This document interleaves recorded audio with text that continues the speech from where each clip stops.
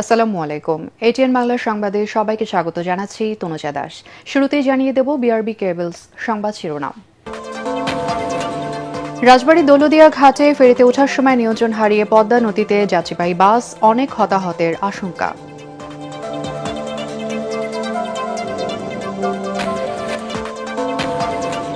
গেটম্যানের অবহেলায় কুমিল্লার পদুয়ায় রেল ক্রসিংয়ে দুর্ঘটনা দাবি র্যাবের। দেশের প্রায় 60% রেল ক্রসিং অনিরাপদ। ট্রেন দুর্ঘটনায় 4 বছরে নিহত হাজার ছাড়িয়েছে। জ্বালানির মজুদ সহ সার্বিক পরিস্থিতি নিয়ে সচিবালয়ে প্রধানমন্ত্রীর বিশেষ সভা। সংকট না থাকায় বাড়বে না তেলের দাম, আশ্বাস তথ্যমন্ত্রীর। ফিলিং স্টেশনে গ্রাহকদের ভোগান্তি অব্যাহত। অন্তর্বর্তী সরকারের জারি করা 120টি অধ্যাদেশ যাচাই শেষ। দুদক, বিচার বিভাগ, গণভোট ও পুলিশ সংস্কার নিয়ে সরকারি ও বিরোধী দলের মতবিরোধ। আজ 25শে মার্চ গণহত্যা দিবস। ইতিহাসের কলঙ্কিত ও নৃশংসতম দিন বাণীতে প্রধানমন্ত্রী। মহান স্বাধীনতা দিবসের সর্বস্তরে মানুষের শ্রদ্ধায় সিক্ত হতে প্রস্তুত জাতীয় স্মৃতিসৌধ। এবং যুদ্ধ বন্ধে যুক্তরাষ্ট্রকে 5 শর্ত ইরানের, চেয়েছে ক্ষতিপূরণ ও ভবিষ্যতে হামলা না চালানোর অঙ্গীকার। পাল্টা 15 দফা শান্তি প্রস্তাব ওয়াশিংটনের। শুনছিলেন বিআরবি কেবলস সংবাদ শিরোনাম, এবারে বিস্তারিত। রাজবাড়ী দৌলদিয়া ঘাটে ফেরিতে ওঠার সময় নিয়ন্ত্রণ হারিয়ে নদীতে পড়েছে ঢাকাগামী একটি যাত্রীবাহী বাস। অন্তত 40 জন যাত্রী ছিলেন বাসটিতে। এর মধ্যে 17 জনকে জীবিত উদ্ধার করেছে ফায়ার সার্ভিসের ডুবুরি দল। এই ঘটনায় অনেক হতাহতের আশঙ্কা করা হচ্ছে। রাজবাড়ীর প্রতিনিধি লিটন চক্রবর্তীর পাঠানো তথ্য ছবিতে বিস্তারিত জানাচ্ছেন তৌহিদুর রহমান নিশান।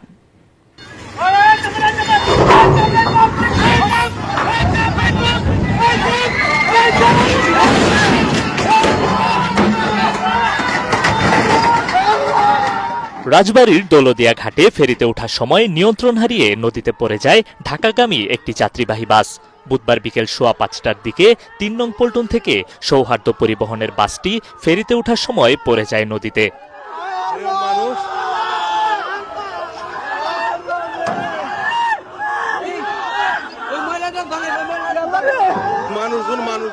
স্থানীয় সূত্রে জানা যায়, বাসটিতে অন্তত 40 জন যাত্রী ছিলেন। নদীতে পড়ে যাওয়ার কিছু সময় পর 5 থেকে 7 জন যাত্রী পারে উঠতে সক্ষম হন।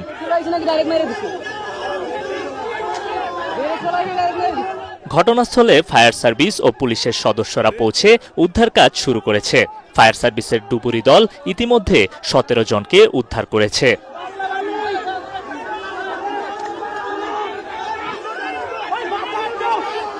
বাসে থাকা অন্য যাত্রীদের এখনো হদিস পাওয়া যায়নি। এই ঘটনায় প্রচুর হতাহতের আশঙ্কা করা হচ্ছে। Bureau report, ATN Bangla.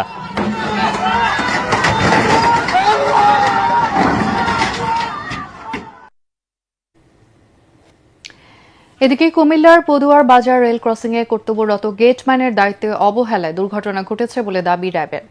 Bus train সংঘর্ষে 12 জনের নিহতের ঘটনায় রেল ক্রসিং কর্মী মোহাম্মদ হেলালকে গ্রেফতারের পর এমন তথ্য জানিয়েছে তারা। কুমিল্লার বুড়িচং এলাকা থেকে হেলালকে গ্রেফতার করা হয়। কারণ বাজার মিডিয়া সেন্টারের সংবাদ সম্মেলনে র্যাব 11 উপ অধিনায়ক লেফটেন্যান্ট কমান্ডার মোহাম্মদ নাইমুল হক জানান, হেলাল ও মেহেদি নামে ওই এলাকায় 2 জন গেটম্যান দায়িত্ব পালনের কথা থাকলেও তারা সেই সময় উপস্থিত ছিল না। নিহত সোহেলের আত্মীয় এই নিয়ে কুমিল্লার লাকসাম থানায় মামলা দায়ের করলে হেলালকে গ্রেফতার করা হয়। আরেক অভিযুক্ত গেটম্যান মেহেদি এখনও পলাতক। গত 22শে মার্চ কুমিল্লার পাদুয়া বাজার রেল ক্রসিংয়ে বাস ট্রেন সংঘর্ষে হতাহতের ঘটনা ঘটে।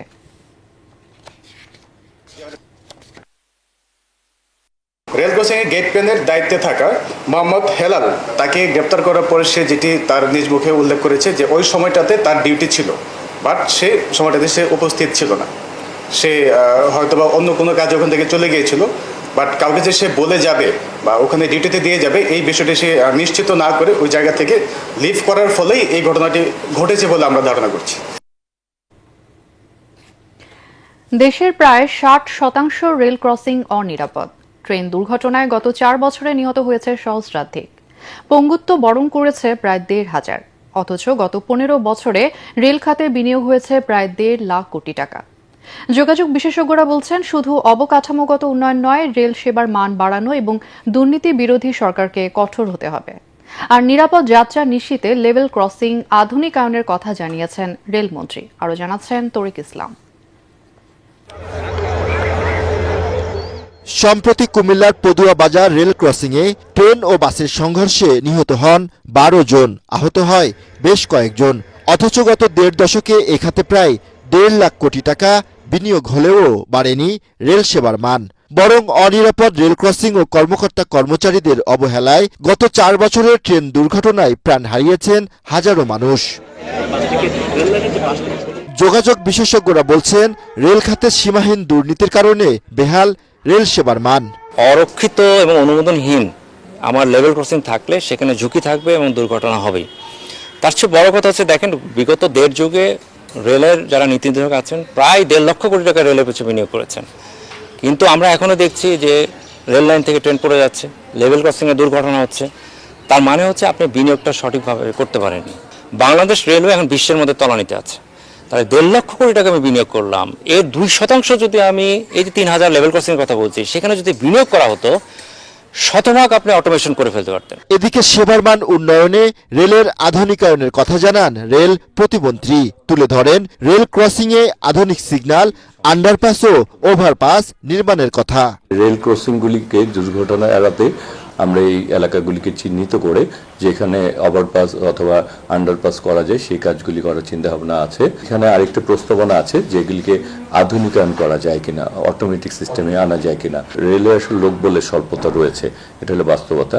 সেই লোকবলকেও কিভাবে বৃদ্ধি করা যায় এবং যারা দায়িত্বশীল তাদের দায়িত্বের জায়গাটা কিভাবে বাস্তবায়ন করা যায়, কারণ দায়িত্ব অবহেলা করলে আমরা যদি তাদেরকে শাস্তির আওতায় আনতে পারি এবং উপযুক্ত শাস্তি তারা পায়, তাহলে অন্যরা তখন অবহেলার জায়গা থেকে বেরিয়ে আসবে। দেশের প্রায় 3600 কিলোমিটার রেলপথে লেভেল ক্রসিং এর সংখ্যা 3000-এর কিছু বেশি। এর মধ্যে প্রায় 2000ই অনিরাপদ। তরিক ইসলাম, এটিএন বাংলা, ঢাকা। দেশের জ্বালানি তেল গ্যাসের মজুদ সহ সার্বিক পরিস্থিতি নিয়ে বিশেষ সভা করেছেন প্রধানমন্ত্রী তারেক রহমান। সচিবালয়ে মন্ত্রিপরিষদ বিভাগের নিজ দপ্তরে এই সভায় সভাপতিত্ব করেন তিনি, যেখানে স্থানীয় সরকার মন্ত্রী মির্জা ফখরুল ইসলাম আলমগীর, অর্থমন্ত্রী আমির খসরু মাহমুদ চৌধুরী, বিদ্যুৎ ও জ্বালানি মন্ত্রী ইকবাল হাসান মাহমুদ সহ বেশ কয়েকজন মন্ত্রী ও সংশ্লিষ্ট ঊর্ধ্বতন কর্মকর্তারা অংশ নেন। এতে মার্কিন যুক্তরাষ্ট্র ইসরায়েল জোটের সাথে ইরানের চলমান যুদ্ধের প্রভাব, জ্বালানি তেল গ্যাস পরিস্থিতি সহ সার্বিক অবস্থা এবং করণীয় নিয়ে আলোচনা হয়। এর আগে প্রধানমন্ত্রী 26শে মার্চ মহান স্বাধীনতা ও জাতীয় দিবস উপলক্ষে বাংলাদেশ ডাক বিভাগের 10 টাকা মূল্যমানের একটি স্মারক ডাক টিকিট ও একটি উদ্বোধনী খাম এবং ডেটা কার্ড ও বিশেষ সিলমোহর উদ্বোধন করেন। দেশে জ্বালানি তেলের কোনো সংকট নেই, তাই তেলের দাম বাড়বে না। অবৈধ মজুত করে লাভ নেই, এমনটাই বলেছেন তথ্য ও সম্প্রচার মন্ত্রী জহির উদ্দিন স্বপন। সরকারের পক্ষ থেকে তেলের সংকট নিয়ে আশ্বস্ত করা হলেও ক্রেতাদের শঙ্কা ও ভোগান্তি কাটছে না। রেশনিং পদ্ধতিতে তেল দেয়ায় চরম ভোগান্তিতে মোটরসাইকেল, ব্যক্তিগত এবং গণপরিবহন চালকরা। পাম্পের সংশ্লিষ্টরা জানান, ডিপো থেকে পর্যাপ্ত তেল সরবরাহ করা হচ্ছে না, যার ফলে বেশিরভাগ পাম্প বাধ্য হয়ে বন্ধ রাখতে হচ্ছে। বিস্তারিত জানাচ্ছেন জামিল হাসান শান্ত। পাম্প খোলার অনেক আগে থেকেই যানবাহন চালকদের লম্বা লাইন। সকাল থেকেই রাজধানীর পেট্রোল পাম্পগুলোতে এ দৃশ্য দেখা যায়। তবে বেশিরভাগ পাম্পেই নেই কাঙ্ক্ষিত তেল। রাজধানীর অধিকাংশ পাম্প বন্ধ থাকায় হাতে গোনা একটি পাম্প থেকে ঘন্টার পর ঘন্টা লাইনে দাঁড়িয়ে জ্বালানি তেল নিচ্ছেন প্রাইভেট কার ও মোটরসাইকেল চালকরা। প্রত্যেকটা পাম্পে গেছি, প্রত্যেকটা পাম্প বন্ধ, কোথাও তেল দিচ্ছে না। টাকানি সময় লাগে, আবার 1.5 ঘন্টা 2 ঘন্টা লাগে। ঈদের আগে তেল নিচ্ছে, এই পর্যন্ত তেল নেই নাই। গত পরশুদিন এক পাম্পে গেছি, 10 লিটার দেওয়ার কথা, 10 লিটার দেন 1000 টাকা তেল দিচ্ছে। এতগুলো পাম্প, একটা পাম্পে কি তেল থাকবে না? আমি জেলা থেকে ঢাকা ঢুকছি 20টা পাম্পে, একটা পাম্পে তেল নেই। আমাদের মন্ত্রী বলতেছে পর্যাপ্ত পরিমাণ তেল আছে, তেলের কোনো ঘাটতি নেই, তেলের দামও বাড়বে না, কিন্তু আমরা তেল পাচ্ছি না সহজে। ডিপো থেকে পর্যাপ্ত তেল না দেওয়ার কারণেই বাধ্য হয়ে ফিলিং স্টেশনগুলো বন্ধ রাখতে হচ্ছে বলে জানিয়েছেন পাম্প সংশ্লিষ্টরা। পাম্পগুলো সিন্ডিকেট করতেছে, যারা বলতেছে না বুঝা বলতেছে। ডিজেল মোটামুটি আমাদের একটা লেভেলে চলে আসছে, কিন্তু অকটেনটা কেন কম দিচ্ছে বা হইতেছে এটা বুঝতে পারতেছি না। কেন পর্যাপ্ত তেল দেওয়া হচ্ছে না সেটি জানতে বাংলাদেশ পেট্রোলিয়াম কর্পোরেশন বিপিসির কাওয়ান বাজার কার্যালয় এটিএন বাংলা টিম। তবে দায়িত্বরত কোনো কর্মকর্তা কথা বলতে চাননি। গণমাধ্যমের কথা শুনেই কেউ কেউ দ্রুত সরে পড়েন। এদিকে সচিবালয় তথ্যমন্ত্রী জহিরুদ্দিন স্বপন সাংবাদিকদের বলেন, গুজবে অতিরিক্ত তেল মজুত করার কারণেই সংকট সৃষ্টি হয়েছে। জানান, দেশে জ্বালানি তেলের কোনো সংকট নেই, তাই বাড়বে না তেলের দামও। আমাদের এই মুহূর্তে কোনো সংকট নাই, আশা করি আমরা সংকটের মোকাবেলা করতে হবে না। এখনো পর্যন্ত কোনো ধরনের কোনো জ্বালানি মূল্য বৃদ্ধির সিদ্ধান্ত হয়। জামিল হাসান শান্ত, এটিএন বাংলা, ঢাকা। এই বক্তব্যের সঙ্গে অন্তর্বর্তী সরকারের জারি করা ১৩৩টির মধ্যে ১২০টি অধ্যাদেশ যাচাই বাছাই করা শেষ করেছে এ সংক্রান্ত সংসদীয় বিশেষ কমিটি। কয়েকটি অধ্যাদেশ নিয়ে আরও আলোচনা করে সিদ্ধান্ত নিতে হবে জানিয়ে কমিটির সদস্যরা বলেন, জুলাই সংক্রান্ত 4টি অধ্যাদেশে একমত সবাই। তবে দুদক, বিচার বিভাগ, গণভোট ও পুলিশ সংস্কার অধ্যাদেশগুলি রাখা না রাখা নিয়ে সরকারি ও বিরোধী দলের মধ্যে সৃষ্টি হয়েছে বিতর্কের।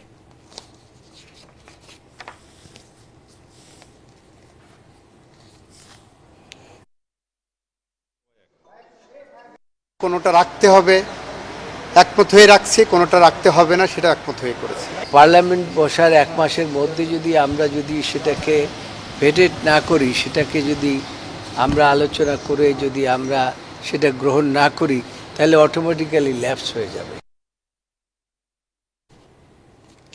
পাকিস্তানি বাহিনীর মতো জনগণের ভোটের রায়কে মূল্য না দিলে বিএনপি সরকারকে এর চরম খেসারত দিতে হবে বলে মন্তব্য করেছেন জামাতের আমির ও বিরোধী দলীয় নেতা ডাক্তার শফিকুর রহমান। জাতীয় প্রেস ক্লাবে মহান স্বাধীনতা ও জাতীয় দিবস উপলক্ষে জামাত আয়োজিত আলোচনা সভায় তিনি কথা বলেন। ক্ষমতাসীনদের জুলাই সনদ বাস্তবায়ন ও সংস্কারের স্বার্থে সংসদের বাইরের সব দলের সাথে বসে সিদ্ধান্ত নেয়ার আহ্বান জানান আমিরে জামাত। আরও জানাচ্ছেন মুশফিকুর রহমান। মহান স্বাধীনতা ও জাতীয় দিবস উপলক্ষে জাতীয় প্রেস ক্লাবে আলোচনা সভার আয়োজন করে বাংলাদেশ জামায়াতে ইসলামী। এতে প্রধান বক্তা হিসেবে উপস্থিত ছিলেন এলডিপি চেয়ারম্যান কর্নেল অলি আহমদ বীর বিক্রম। বিরোধী দল থেকে কেন ডিমান্ড আসবে? বিরোধী দল থেকে ডিমান্ড আসার আগেই হাউসে উঠে মাননীয় প্রধানমন্ত্রী বলবে যে সংস্কারের জন্য আমরা ওই দিন ধার্য করলাম, ওই দিন এই বিল আসবে এবং পাশ করা হবে। জামাতের আমির ও বিরোধী দলীয় নেতা ডাক্তার শফিকুর রহমান বলেন, জুলাই সনদ এবং সংস্কার মেনে নেওয়া না হলে 24-এর গণ অভ্যুত্থানে শহীদদের অপমান করা হবে। তাই সংসদ অধিবেশন বসার সাথে সাথে জুলাই সনদ বাস্তবায়নের সিদ্ধান্ত নেয়ার দাবি জানান আমিরে জামাত। আমাদেরকে নোটিশ দেওয়ার কথা বলা হয়েছে সংস্কার বিষয়ে আলোচনার জন্য। আমরা সুযোগ দিয়ে বলতে চাই, নোটিশের অপেক্ষা না করে অধিবেশন বসার সাথে সাথে ঘোষণা দিন যে আমরা তা আপাতমস্তক যেভাবে সাইন করেছি ওইভাবে বাস্তবায়ন করব। জ্বালানি তেল নিয়ে সরকার প্রকৃত তথ্য আড়াল করছে অভিযোগ করে আমিরে জামাত বলেন, সংকট না থাকলে পাম্পগুলোতে এত বড় লাইন কেন? জ্বালানির অভাবে অনেক দেশ কুড়িয়ে কুড়িয়ে হাঁটছে। অবশ্য আমরা জ্বালানিতে খুবই সমৃদ্ধ, কারণ আমাদের মন্ত্রী মহোদয় বলেছেন কোনো কিছুর আমাদের অভাব নেই। এই অভাব না থাকার কারণেই কয়েক কিলোমিটার একটা পাম্পের সামনে এখন সারি সারি লাইন। তো অভাব নাই তো এত লম্বা লাইন কেন? বিরোধী দল দেশের স্বার্থে সরকারকে যে কোনো সহযোগিতা করতে প্রস্তুত বলে জানান জামায়াতের আমির। মুশফিকুর রহমান, এটিএন বাংলা, ঢাকা। আজ 25শে মার্চ গণহত্যা দিবস। 1971 সালের এই দিনে বাঙালি জাতির জীবনে নেমে আসে এক বিভীষিকাময় রাত। পাকিস্তানি হানাদার বাহিনী অপারেশন সার্চলাইটের নামে নিরস্ত্র বাঙালির ওপর চালায় ইতিহাসের অন্যতম নৃশংস গণহত্যা। পূর্ব পরিকল্পনা অনুযায়ী ঢাকা সহ দেশের বিভিন্ন স্থানে সাঁজোয়া যান, ট্যাঙ্ক ও ভারী অস্ত্র নিয়ে হামলা চালায় পাক সেনারা। ঢাকা বিশ্ববিদ্যালয়, পিলখানা, রাজারবাগ পুলিশ লাইন ও নীলক্ষেত সহ বিভিন্ন এলাকায় নির্বিচারে গুলি ও অগ্নিসংযোগ করা হয়। শিক্ষক, বুদ্ধিজীবী, শিক্ষার্থী ও সাধারণ মানুষ এই হামলার শিকার হন। মানব সভ্যতার ইতিহাসে একটি কলঙ্কিত হত্যাযজ্ঞের সাক্ষী 25শে মার্চ। একে কালরাত্রি হিসেবে অভিহিত করা হয়। পাকিস্তানি হানাদার বাহিনীর গণহত্যা চলতে থাকে মুক্তিযুদ্ধের পুরোটা সময়। দীর্ঘ 9 মাসের রক্তক্ষয়ী সশস্ত্র মুক্তিযুদ্ধ এবং 30 লাখ শহীদের আত্মত্যাগে প্রতিষ্ঠা লাভ করে স্বাধীন সার্বভৌম বাংলাদেশ। ন্যায়ভিত্তিক, স্বনির্ভর ও গণতান্ত্রিক বাংলাদেশ গড়ে তুলতে ঐক্যবদ্ধভাবে কাজ করার আহ্বান জানিয়েছেন প্রধানমন্ত্রী তারেক রহমান। জাতীয় গণহত্যা দিবস উপলক্ষে এক বাণীতে সকল শহীদদের প্রতি গভীর শ্রদ্ধা জানিয়ে তিনি বলেন, 1971 সালের 25শে মার্চ স্বাধীনতাকামী বাংলাদেশের ইতিহাসে একটি কলঙ্কিত ও নৃশংসতম গণহত্যার দিন। এই রাতে পাকিস্তানি দখলদার বাহিনী অপারেশন সার্চলাইটের নামে বাংলাদেশের নিরস্ত্র স্বাধীনতাকামী মানুষের উপর ইতিহাসের অন্যতম নৃশংস গণহত্যা চালায়। তারা ঢাকা বিশ্ববিদ্যালয়, পিলখানা, রাজারবাগ পুলিশ লাইন সহ বিভিন্ন স্থানে শিক্ষক, বুদ্ধিজীবী ও নিরপরাধ মানুষের উপর নির্বিচারে গুলি চালায় এবং হত্যা করে। আগামীকাল ২৬শে মার্চ মহান স্বাধীনতা দিবস। সর্বস্তরের মানুষের শ্রদ্ধা আর ভালোবাসার সিক্ত হতে পুরোপুরি প্রস্তুত সাভারে জাতীয় স্মৃতিসৌধ। জাতির গৌরব আর অহংকারের দিনটিতে স্মৃতিসৌধ প্রাঙ্গণে নামবে লাখো মানুষের ঢল। শ্রদ্ধা আর ভালোবাসায় ফুলে ফুলে ভরে উঠবে শহীদ বেদি। দেশের 18তম অ্যাটর্নি জেনারেল হয়েছেন ব্যারিস্টার রুহুল কুদ্দুস কাজল। এ সংক্রান্ত প্রজ্ঞাপন জারি করা হয়েছে। ব্যারিস্টার রুহুল কুদ্দুস কাজল বাংলাদেশ সুপ্রিম কোর্টের সিনিয়র অ্যাডভোকেট। তিনি পরপর 3বার বাংলাদেশ সুপ্রিম কোর্ট আইনজীবী সমিতির সম্পাদক নির্বাচিত হয়েছেন। বর্তমানে বার কাউন্সিলের নির্বাহী কমিটির চেয়ারম্যানের দায়িত্ব পালন করছেন। তিনি 1995 সালে ঢাকা জেলা ও দায়রা জজ আদালতের আইনজীবী হিসেবে আইন পেশা শুরু করেন। তাৎক্ষণিক প্রতিক্রিয়ায় জানান, পেশাদারিত্ব ও সততার সঙ্গে রাষ্ট্রের প্রধান আইন কর্মকর্তার দায়িত্ব পালন করবেন তিনি। এবার ইরান আমেরিকা যুদ্ধ প্রসঙ্গ।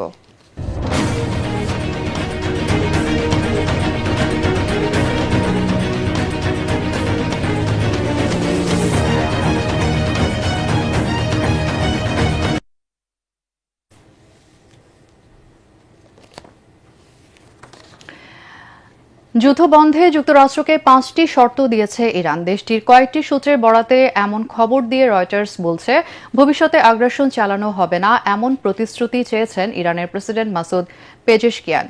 এছাড়া ক্ষেপণাস্ত্র প্রযুক্তিতে বিধিনিষেধ থাকবে না এবং হরমুজ প্রণালীর নিয়ন্ত্রণ থাকবে তেহরানের হাতে। এদিকে পাল্টা 15 দফা শান্তি প্রস্তাব দিয়েছে ওয়াশিংটন। মার্কিন প্রেসিডেন্ট ট্রাম্পের দাবি, এরই মধ্যে যুদ্ধে জয়লাভ করেছে আমেরিকা। তবে তিনি বলেছেন, ইরানের সঙ্গে মধ্যস্থতা করছেন ভাইস প্রেসিডেন্ট জেডি ভান্স এবং পররাষ্ট্রমন্ত্রী মার্কো রুবিও। আরও জানাচ্ছেন আদিব মাহমুদ।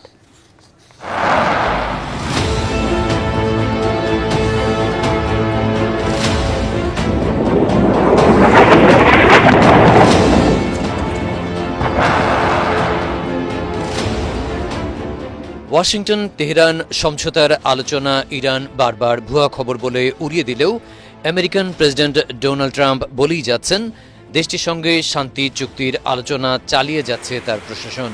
হোয়াইট হাউসে এক সংবাদ সম্মেলনে তিনি জানান, ইরানের সঙ্গে মধ্যস্থতায় কথা বলছেন ভাইস প্রেসিডেন্ট জেডি ভ্যান্স এবং পররাষ্ট্রমন্ত্রী Marco Rubio. But we're actually talking to the right people and they want to make a deal so badly. Trump আশা প্রকাশ করছেন, খুব দ্রুত একটি ইতিবাচক ফল দেখা যেতে পারে। এক প্রশ্নের জবাবে ট্রাম্প দাবি করেন, এরই মধ্যে যুদ্ধে জয়লাভ করেছে আমেরিকা, কারণ প্রতিপক্ষের সামরিক সক্ষমতা সম্পূর্ণরূপে ধ্বংস করে দেওয়া হয়েছে। You know, I don't like to say this. We've won this. This war has been won. এদিকে ইরানের কয়েকটি সূত্রের বরাতে সিএনএন বলছে, টেকসই শান্তি চুক্তির প্রস্তাব পেলে বিবেচনা করে দেখবে তেহরান। ওদিকে সূত্রের বরাতে রয়টার্স বলছে, যুদ্ধ বন্ধে ওয়াশিংটনকে 5টি শর্ত দিয়েছে তেহরান।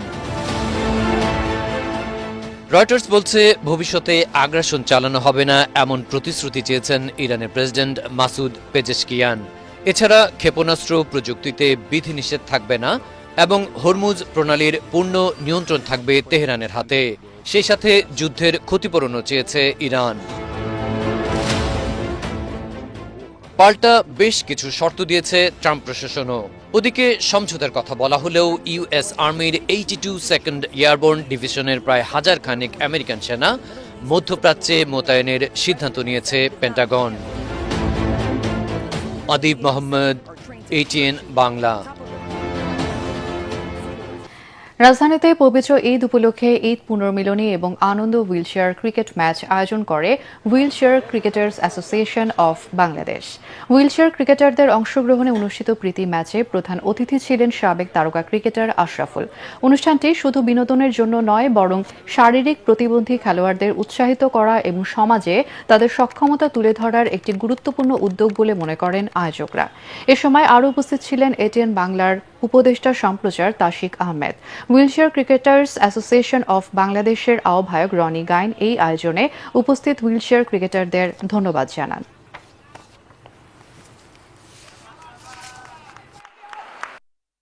হুইল চেয়ারে বসে তারাও খেলছেন, যাদের হাতের সমস্যা, পায়ের সমস্যা তারাও খেলছেন।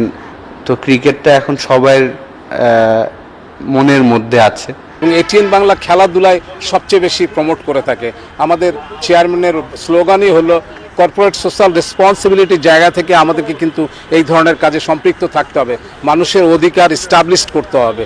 সেই জায়গা থেকে আজকের খেলাটা এবং এই যে ক্রিকেটের যে উদ্যোগটা, এটা খুবই আনন্দের বিষয় এবং একটা মহতী উদ্যোগ। এবার খেলার খবর।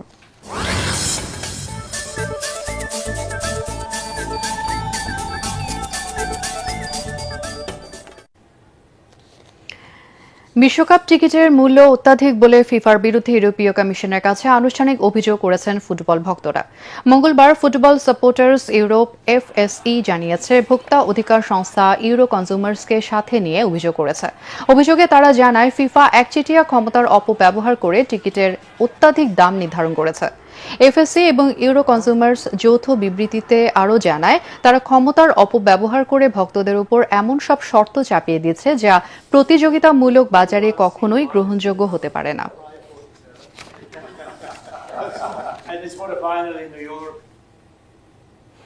শেষ করার আগে বিআরবি কেবলস সংবাদ শিরোনাম আরও একবার। রাজবাড়ী দৌলদিয়া ঘাটে ফেরিতে ওঠার সময় নিয়ন্ত্রণ হারিয়ে পদ্মা নদীতে যাত্রীবাহী বাস, অনেক হতাহতের আশঙ্কা।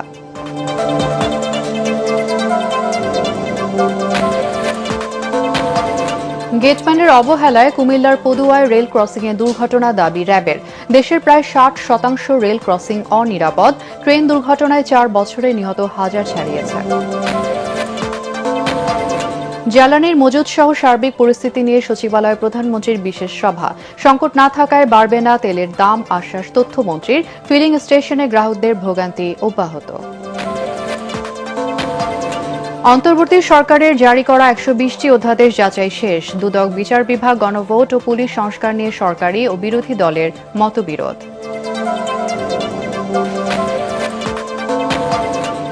আজ 25শে মার্চ গণহত্যা দিবস। ইতিহাসের কলঙ্কিত ও নৃশংসতম দিন বাণীতে প্রধানমন্ত্রী। মহান স্বাধীনতা দিবসের সর্বস্তরের মানুষের শ্রদ্ধায় সিক্ত হতে প্রস্তুত জাতীয় স্মৃতিসৌধ। এবং যুদ্ধ বন্ধে যুক্তরাষ্ট্রকে 5 শর্ত ইরানের। চেয়েছে ক্ষতিপূরণ ও ভবিষ্যতে হামলা না চালানোর অঙ্গীকার। পাল্টা 15 দফা শান্তি প্রস্তাব ওয়াশিংটনের। আর এই ছিল এখনকার সংবাদ। আমাদের এটিএন বাংলার সংবাদ ইউটিউবে দেখতে ব্রাউজ করুন youtube/ATN Bangla News।